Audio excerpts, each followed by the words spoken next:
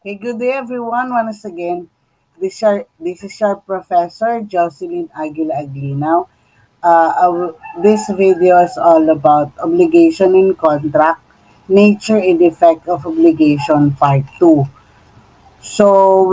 In this video, I will be discussing Article 1169 and 1170 of the New Civil Code. Hindi natin pwedeng parang part 2 lang kasi medyo mahaba. So, I'm afraid we can still have the part 3 and or part 4 for the nature and effect for Title 1, Chapter 1. Okay, let's start.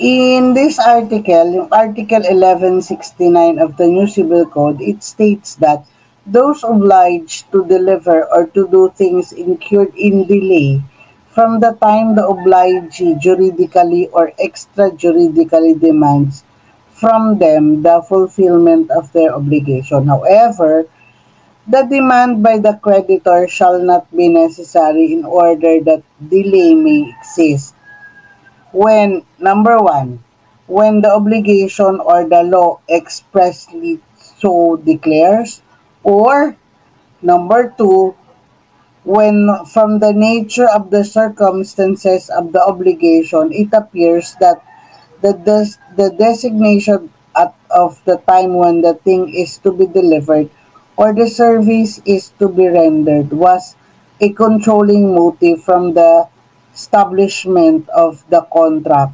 Or number three, when demand would be useless as when the obligor has rendered it beyond his power to perform. In reciprocal obligation, neither party incur in delay if the other does not comply or is not ready to comply in the proper manner with what is incumbent upon him. From the moment one of the party fulfills his obligation, delay by other begins. Now when you say delay, what do you mean by the word delay? Okay. The word delay as used in the law is not to be understood according to its meaning in common terms, okay? A distinct a distinction therefore should be made between ordinary delay and the legal delay or default, or what we call the mora in the performance of an obligation. Here, I am sorry. Or there is an ordinary delay if an ordinary delay is merely the failure to perform an obligation on time. Delay na yun. Ordinary delay. Pero pag sinabi mong legal delay or default or mora is the failure to perform of an obligation on the time which failure constitute the breach of obligation. So for your additional points and recitation to my dear students, what are the kinds of delay? So, tatlo yun. There are three kinds of delay. So, comment it down below for additional 10 points for the first three students who will comment down below. Okay? I will be waiting for your answers. So the three kinds of delay are the mora solvendi, mora acipendi, compensatio more. Okay, yung tatlo yan. Let's differentiate each and every one. Okay, number one, yung mora solvendi or delay on the part of the debtor to fulfill his obligation. So, yung debtor ang may problema dito. While mora assipendi or the delay on the part of the creditor to accept the performance of the obligation. And yung compensatio more or the delay of the obligors in reciprocal obligation. It is usually on sales. Okay. Example, the delay of the obligor cancel the delay of the obligee, and vice versa. The net result in is that there is no actionable default on the part of both parties. Okay? Dito sa pangatlong kind of obligation. Kung sabi mong no delay on the negative personal obligation, it is an obligation not to do, not fulfillment may take place, but delay on the impossible for the debtors fulfills by not doing what has to be done or being forbidden him. It is discussed in Article 1160-68. So what are the requisite of delay or default by the debtor? There are three conditions. What are those? Sige nga, for your additional points, comment it down below. I-comment nyo yung requisite of delay or default. So, the requisites of delay or default by the debtor. Okay. Let's have it in the illustration. Okay. Ito muna. Kinds of or requisite of delay or default by the debtor. There are conditions for mora solvendi. The failure of the debtor to perform his positive obligation on the date agreed upon. Yung failure ni debtor na i-perform. And then, number two, the demand, not mere reminder or notice, made by the creditor upon the debtor to comply with the obligation, which demand may be either judicial when the complaint is filed in court and extrajudicial when made outside the court, orally or in written, and the failure of the debtor to comply with such demand.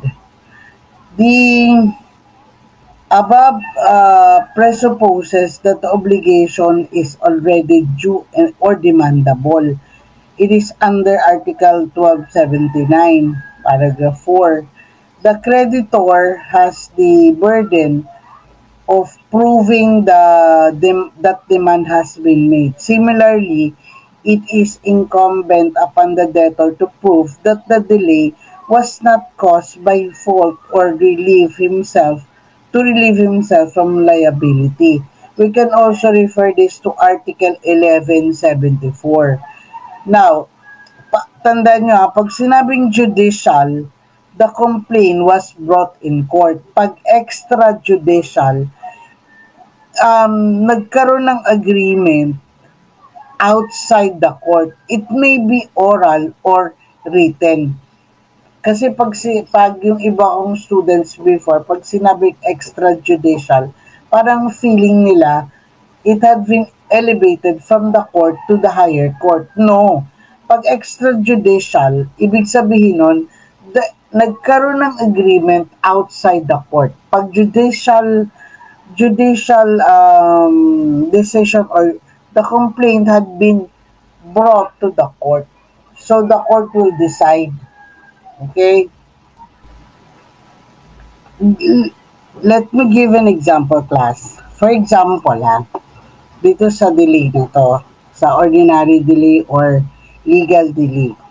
Okay. S obliged himself to deliver to B, for example, ano bang gusto? Sige, a specific refrigerator on December 10. For example, um, tapos hindi na deliver ni S yung refrigerator on December 10. Magkakaroon lang siya, he is only in ordinary delay in the absence of any demand from B. Di ba hindi naman nagde-demand si B? Basta si S, dapat i-deliver niya yung ref kay B ng December 10. Hindi niya na-deliver ng December 10. So, ordinary delay na siya. Kahit walang demand yon, delay na siya ordinarily. Now, the law presume that B is giving S an extension time within which to deliver the refrigerator. And thus, there is no breach of obligation and S is not liable for damage yet. Pero, kapag nag-demand si S, kapag nag-demand si B, for example, lumagpas na, di ba? Gawin natin December 15, lagpas na yun. Sabi ni B, bakit hindi mo pa dinideliver yung ref ko? So, he is demanding now from S na ma-deliver. So, S fails to deliver the refrigerator. S is considered default only from the date. So, from December 15 siya, December 15 ang basihan nyo ngayon. Kasi doon lang siya nag-demand. Si B. Okay? If an action for specific performance is filed by B on December 20, the payment of damages from default must commence on December 15 when he made an extrajudicial demand and not on December 20. In the absence of the evidence as to such extrajudicial demand, the effect of the default arises from the date of the judicial demand that is known for the filing of the complaint. Okay? Okay. Ito yung illustration from the delay. Okay.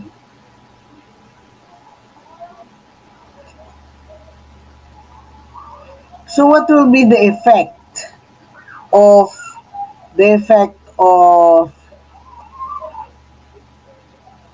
what do you call this? The effect of delay. Saan ko ba nilagay yun? Ito ng payment of tax. Ano ko ba yan? Wait lang. Ito, the effect of delay. So, number one is mora solvendi. Ito, ang mora solvendi, the debtor, yung debtor side ang guilty of breach of obligation o hindi niya na violate ngayon ni pag mora solvendi si debtor. So, the following are the effect of the debtor is guilty of breach of violation of the obligation. Number two, he is liable to the creditor for interest in case the obligation to pay money. It is in Article 2209 or damage in other obligation. In Article 1170. In the absence of extrajudicial demand, the interest shall commence from the filing of the complaint and he is liable for the fortuitous event when the obligation is to deliver that determinate thing under Article 1165 and 1170. However, if the debtor can prove that the loss would have resulted just the same even if he had not been in default, the court may equitably mitigate or reduce the damages. in the obligation or to deliver the generic thing, the debtor is not relieved from liability or loss due to fortuitous event. He can still be compelled to deliver the thing of the same kind under Article 1263 and held liable for the damages. So, 1170. Madidiscuss natin tuloy in a while yung um, 1170. So, the effect of delay naman, number 2, sa mora asipendi. Ang mora asipendi, yung creditor is guilty of breach of obligation. He is liable for damages suffered by the debtor, kung meron. He bears the risk of the loss of the thing due maybe madadaanan din natin ito sa Article 1262 where the obligation is to pay money, the debtor is not liable for interest from the time of the debtor's delay, the creditor's delay. And the debtor may release himself from the obligation by the consignation or deposit in court the thing or the sum of money under Article 1256. And ano naman, the effect of delay on the compensation moray, the delay of the obligor cancels out the effect of delay of the obligee or vice versa. The delay of the obligee cancels out the effect of delay of the obligor. The net result is that there is no actionable default on the part of both parties, or such as it neither no one is guilty of delay. Okay, so legally speaking, there is no default for both parties. If the delay on the one party is followed by the other, the liability of the first infractor shall be equitably tempered or balanced by the court. If it cannot be determined which of the parties is guilty of delay, the contract shall be deemed extinguished and such shall bear his own damages. Okay. It will be discussed at 1192. When, wait. Napakita ko na tuloy. Now, when demand is not necessary to put debtor on delay. When? Give me at least 2 answers. Comment it down below. When demand is not necessary to put debtor on delay. Yung yung itong debtor or yung passive subject natin. Debtor, the obligor. Tama ba ako? Kabaligtad ba ako? Okay. Comment it down below. The obligor, or as a general rule, delay by the debtor begins only from the moment na meron ng demand, na meron ng judicial or extrajudicial, or for the fulfillment of the former obligation is made by the creditor. Without such amount, the effect or default will not arise. The exemption are mentioned below. So, isa-isa natin yung exemption. Number 1, when the obligation so provides. Example, halimbawa, D promised to pay C the sum of 20,000 on or before November 30 without the need of any demand. Therefore, if D fails to pay on December 30, he is automatically in default na. In this case, the party stipulates to dispense with the demand. The mere fixing of the period is not enough. The arrival of the period merely makes the obligation demandable. Magiging ano lang siya, demandable yung pagbabayad. So before its arrival, the creditor cannot demand the performance. Yung maniningil o yung nagpautang, hanggang wala pa yung hanggang hindi pa dumadating yung date, hindi din siya pwedeng maningil. Okay. The obligation must expressly so declare that demand is not necessary or must use word to the effect as for instance, the debtor will be in default or I will be liable for damages. Example, bigyan natin ng example. The con the contract of loan between D and C provide that the failure of D to pay any installment therein stipulated would mature the entire obligation. It does not state that it's in such an event D shall thereafter be in default.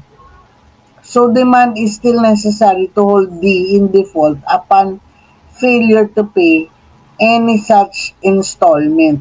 He is not liable for the interest for default for the whole debt except from the time that judicial or extrajudicial demand for payment is made upon him. Yun. O next. When the law so provides.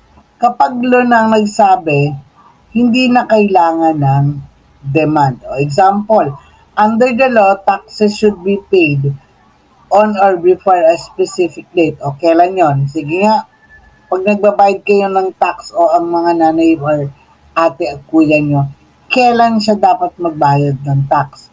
Comment it down below. Anong date of the year na dapat nagbabayad? Okay. Hindi na i-demand pa ba ng gobyerno yan? No, because the law provides. When the law provides, wala ng demand.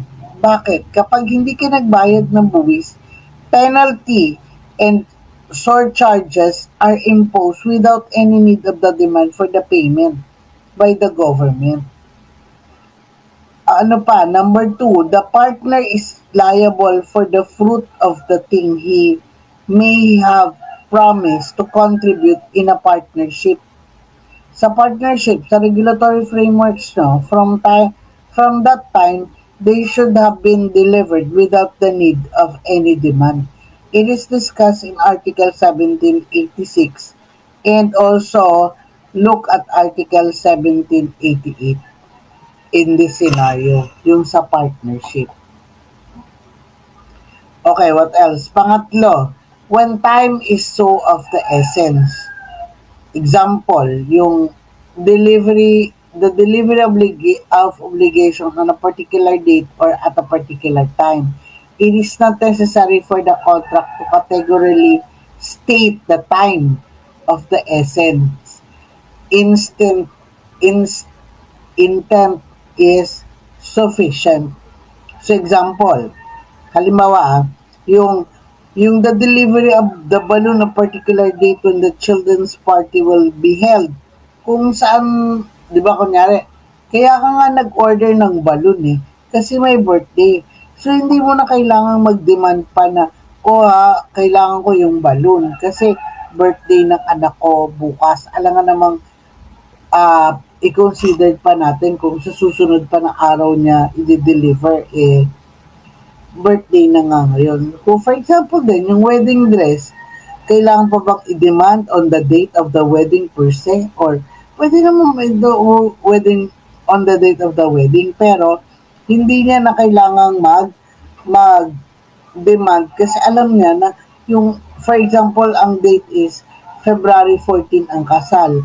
Siyempre, on or before February 14, kailangan na-deliver mo na kasi kailangan yung wedding dress for that date. So, no need for the demand. So payment of money for a particular time so that the creditor could pay off certain debt due to the same date. And the delivery of car, for example, to be used in a particular trip. Halimbawa, may field trip sila ng February 14. The field trip is on February 14. I need that car. So, hindi mo na kailangan sabihin na o kailangan 13 pa lang ng gabi o 14 ng madaling araw na sa akin na yung car. Kasi alam mo, nagagamitin yun doon sa field trip. Okay. In In all the foregoing cases, the debtor is fully aware that the performance of the obligation after the designated time would no longer be beneficial for the creditor. Tama?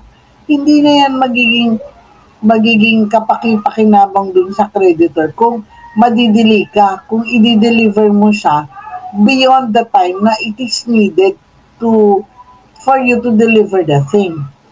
In the agreement of this kind, time element is important as a performance itself. When the time of the performance is not fixed or it's stated in a general or indefinite term, time is, as a rule, not of the essence of the contract, in which case performance must be made within a reasonable time. What is reasonable time will demand upon the circumstances of a particular case. It is not necessary for the contract to categorically state the time of the essence. Intent is now sufficient. So ano yung pang-apat? Ay, ayan. When demand could be useless. Pag ang demand ay useless na. The demand is useless or unnecessary where it is apparent that it would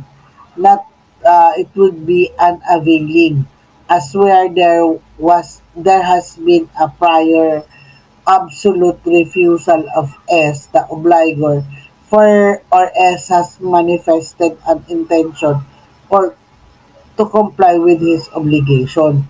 Example. An example, paano ulit natin yung horse nyo? Okay. S obliged himself to deliver a specific horse to B on September 5. Though S negligence or deliberate act or by reason of fortuitous event for which he has expressly bound himself reasonable, the horse died ng September 2. Ibig sabihin, talagang kailangang i-deliver yung horse ng September 5. Kaya lang, September 2 pa lang, namatay ngayon yung horse. Under these circumstances, any demand for the delivery of the horse on September 5 would be useless as has made it impossible for him to perform his obligation. Bakit? Wala na nga yung horse patay na. So demand is also unnecessary. Hindi na kailangan yung demand where it is apparent that it would be unavailing, as where there has been a prior absolute refusal by S or S has manifested an intention not to comply with the obligation.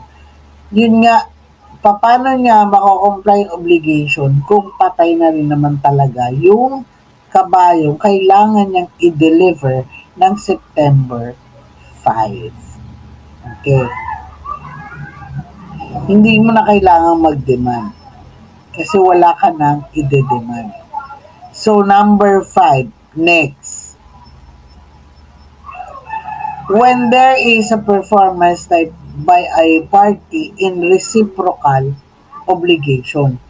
In case of reciprocal obligation naman, yung pababaliktarin na natin, the performance of one is conditioned upon the simultaneous fulfillment on the part of the other. So, neither party incurred in delay or of the other does not comply or it cannot ready to comply with a proper manner with the same with what is incumbent upon him. This is a compensatio mori, compensatio mori. From the moment, however, a part fulfills or is ready to fulfill his obligation, delay art, delay by the other buildings. Okay, example. Bigyan natin ng example to. S agreed to sell to B his television set for 10,000. The obligation of S is to deliver the television set while B paid 10,000. Nagbayad na nga si B ng 10,000 kay S. So, ang kailangan ni S, i-deliver na yung TV. Since wala namang date for the performance of the respective obligation, it is understood that it must be simultaneous. Yung pag nagbayad siya, kung walang date na sinet para sa delivery, pag nagbayad siya, kailangan i-deliver mo na kasi bayad siya eh. So S cannot demand payment if he himself cannot deliver the television set. From the moment S deliver the television set, B is in default if he does not pay S without any need of the demand. So magiging default na ngayon ni debtor na na magbayad siya, na i-deliver kapag nagbayad ng si creditor. Number 2, if the agreement is that the delivery and payment shall be made on December 20th, a delivery or payment by S or NB on December 5 will give rise to the right to demand of the payment. Delivery from B to S, neither party will incur in delay.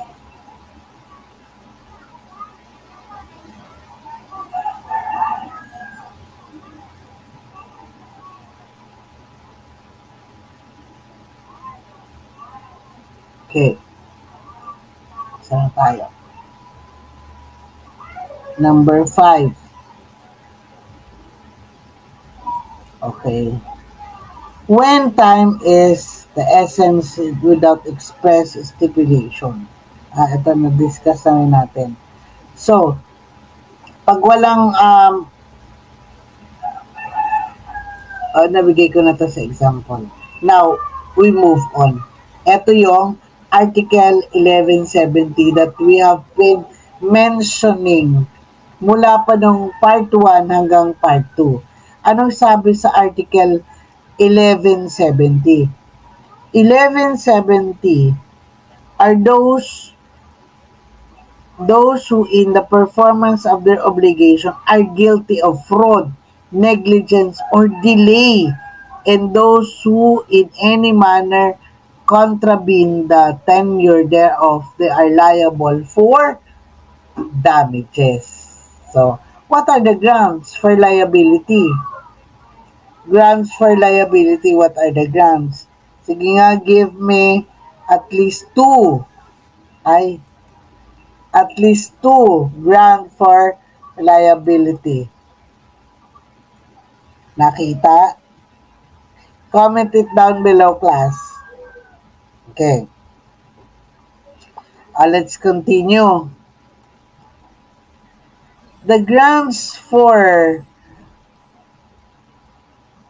ano ba?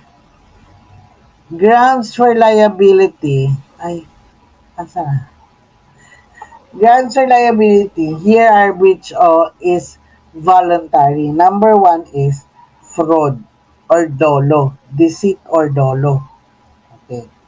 Kasi, yung Article 1170, there are 4 grounds for liability which may entitle the injured party to damages for all kinds of obligation mentioned in 1157. Okay. Here, the breach of obligation is voluntarily. voluntary. In Article 1174, involuntary. There is a breach when a person fails or refuses to perform his obligation without legal justification. Number one, fraud, deceit, or dolo. Panloloko. Okay. As used in Article 1170, it is the deliberate or intentional evasion of the moral fulfillment of the obligation. As a ground for damages, it implies some kinds of malice or dishonest, and it cannot cover cases, mistake, or error of judgment made in good faith.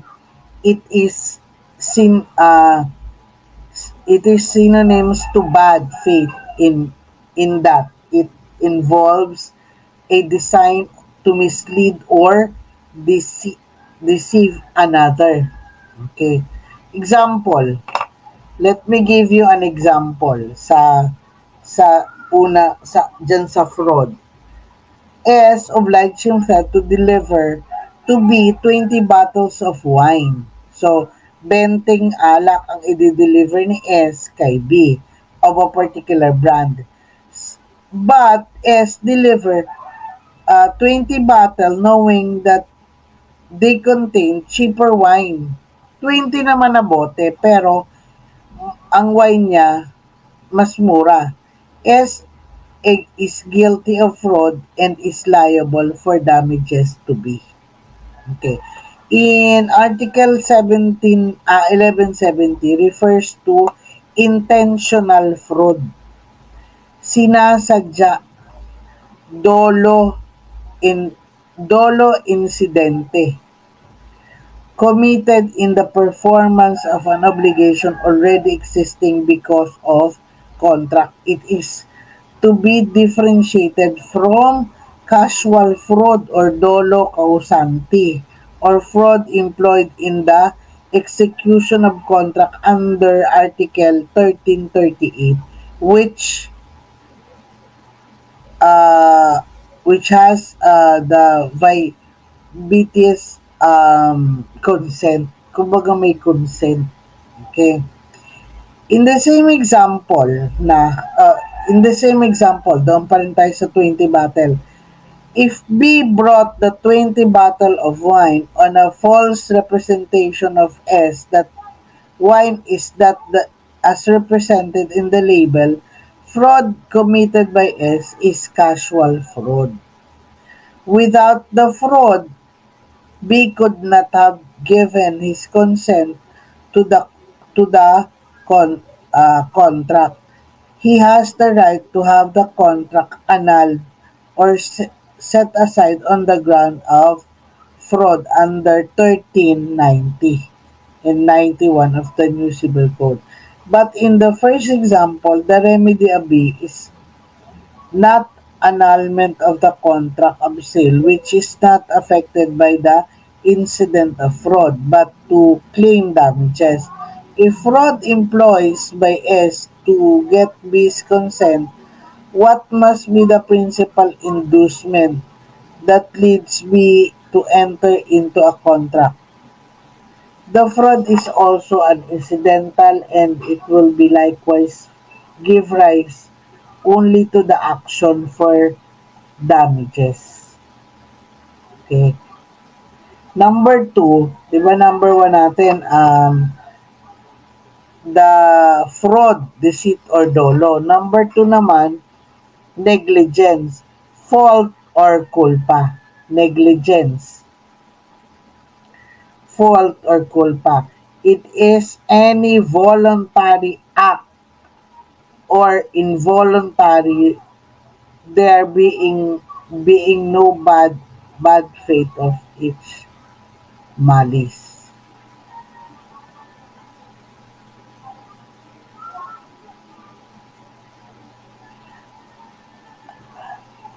Fraud, negligence, it is a voluntary. Example tayo. Example of a negligence fault or culpa.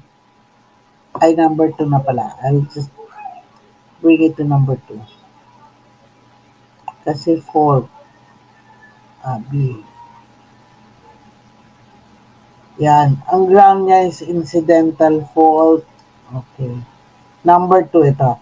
Negligence, fault, or culpa is the failure to exercise that degree of care required by circumstances. Okay, example. P is a passenger in a taxi.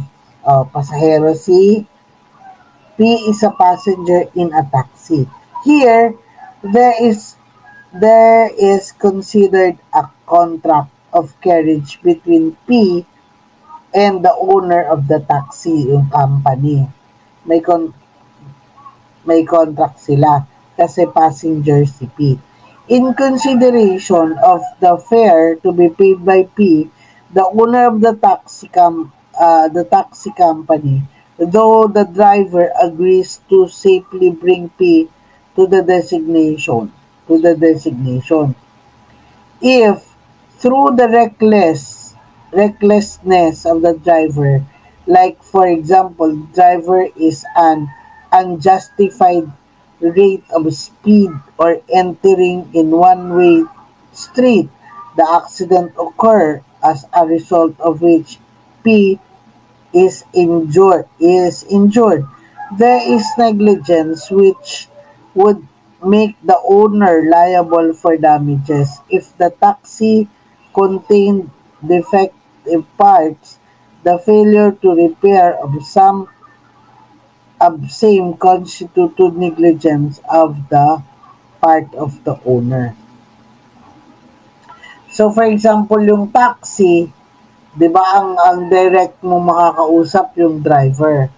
But here, yung magiging liable pa rin si company taxi sa kanyang pasahero aside from the driver. Okay.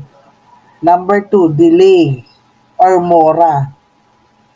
Yung mora, di ba na-discuss na natin? This has already been discussed under 1169. So, pangatlo, countervention of the term of obligation. This is the violation of terms and conditions stipulated in the obligation. The contrave- uh, the contravention must not be due to the fortuitous event or force majeure. Hindi kailangan na nangyari siya sa bagyo o whatever.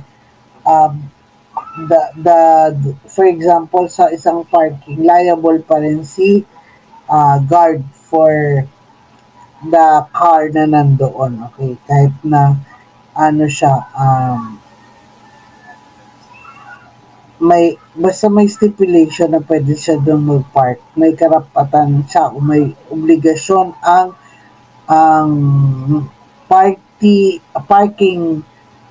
parking space na nandun ka, so liable pa rin si department store. For example, E, list the apartment of R for 10,000 monthly to be paid in advance during the first week or during the last week of every month. The obligation of E, the lessee, is to pay the stipulated rent, and objection of obligation of R as liar is to commit the lie.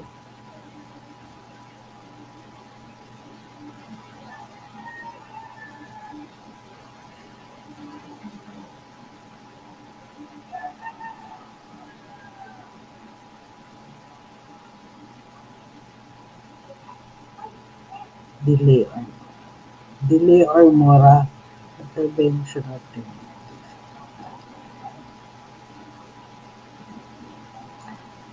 Nasa na tayo? Nawala ako dun. Due to the recklessness of the driver, like for example, driving at the unjustified rate of speed, entering in one way. Ay, nasabi lang to. Kunyari, pumasok siya sa one way yung driver. Di ba yung passenger and yung may-ari ng sasakyan, may-ari ng kotse, o may-ari ng company is not, kumbaga, hindi naman sila nagkita, di ba? But, may obligation pa rin si company to the doon sa negligent nung kanyang driver. If the taxi contain defective parts, the failure to prepare the same constitute also negligence on the part of the owner. So, um, may liability pa din si owner, or may obligation pa rin si owner doon sa passenger. Though hindi sila nagkita, 'di ba? Okay, number 4. Contravention, violation of the term and conditions stipulated in the of an obligation. The the contravention must not be due to fortuitous event or force majeure. Example, i-list an apartment. Dito na tayo. I'm sorry. Ay, dumaan kasi. Dapat tingin ako. So, nawala. So, i-list the apartment of R for 10,000 a month to be paid in advance during the first week of every month, and the obligation of E or list is to pay the stipulated rent.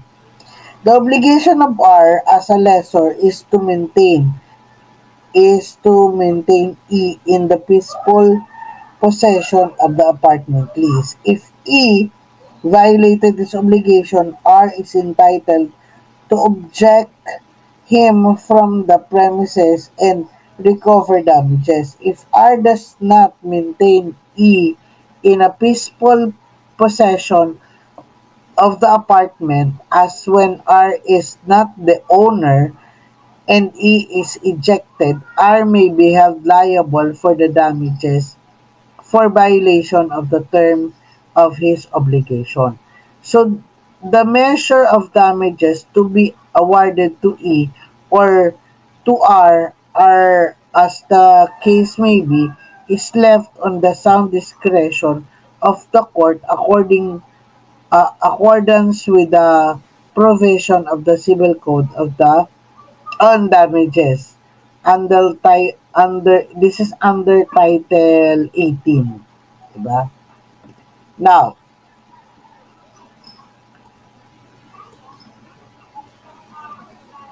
the recovery of damages for breach of contract or obligation.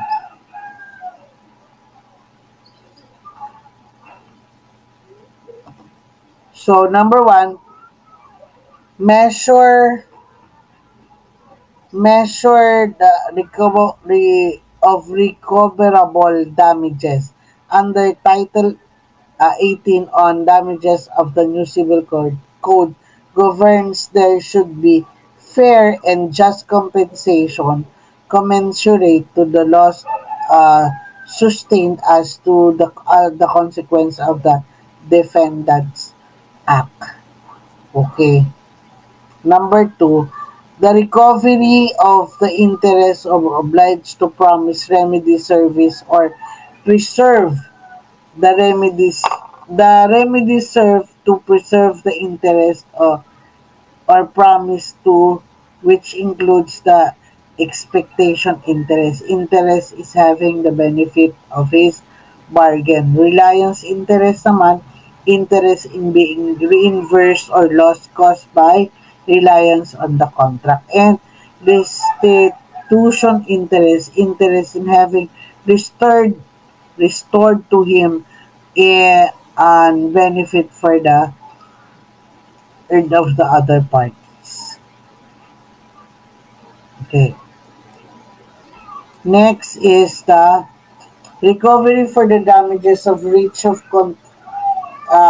kadugtong pa din. So kadugtong pa din, excuse from ensuing liability. The effect of every infraction is to create a new duty, that is to make recompense to the one who has been injured by the failure of the other to observe his contractual obligation, and 4, duty to oblige to minimize his damages. He cannot recover damages for any loss which he might be which he might have avoided with ordinary care. Kapag tandaan nyo, kahit sino sa party, kapag hindi nagawa talaga yung ordinary care or the care for the taking care of a good father of the family, lagi siyang merong fault. Okay. Or nawawala yung fault ng kabila na dapat i ibibigay o dapat bayaran ng damages. So it might not be recovered pag hindi ng duty niya. Okay. Fraud or negligence. Ito yung difference of the two. Okay, ginawa ko na lang siyang table dito. Ayan. Fraud or negligence. Deliberate intent meron sa fraud. Wala yan sa negligence. Waiver of liability for future fraud is void. Sa negligence, it may be allowed. Sa fraud, must be clearly proved. Sa negligence, presumed from the breach of contractual obligation. Tapos yung liability cannot be mitigated. Sa negligence, it can be reduced. Okay. So, when negligence equivalent to fraud, kailan ba nagiging parang magkapareho na si fraud or si negligence? Where the negligence show in bad faith, or it is so gross that it amounts to malice or wanton attitude on the part of the defendant, the rule on fraud shall apply. So gross negligence refer to the negligence characterized by the failure to exercise even slight care of diligence or the entire absence of care, acting or omitting the act of, on a situation where there is a duty to act. Parang yung yung duty na dapat ginawa niya, hindi niya ginawa, or they are similar in that both are voluntary, and that is they are committed in violation, where however the negligence is gross or there is a failure to exercise even slight care of ayan, sabi ko na ba, yan, dependent and distinct exist between the two, on at least the effect. Anyway, that's all for today, guys. Nabalik pa. That's all for today, guys. And please, abangan nyo ulit yung part 3 for Articles 1171. Sana matapos na natin until 1178, or I might make it part 4 hanggang 1178. And then I will be giving you a long quiz for this chapter. That will be negotiable. Diba? Alam ko naman yan, mga inaabangan nyo eh. Yung negotiable yung long exam. How? PM me. I-message nyo ako. Anyway, if you are new to my channel, please do subscribe, click the notification bell so that you will be notified and you will be the first one to comment sa ating quizzes and additional grades for recitation. So I have seen a lot of names, especially na ang natatanda ko kay Fatima kasi ang dami niyang comment. No? Anyway, madami din naman yung iba. Siya lang talaga nakita kong nauuna. Ano? Okay, that's all for today. Good day and have a great day ahead of you guys.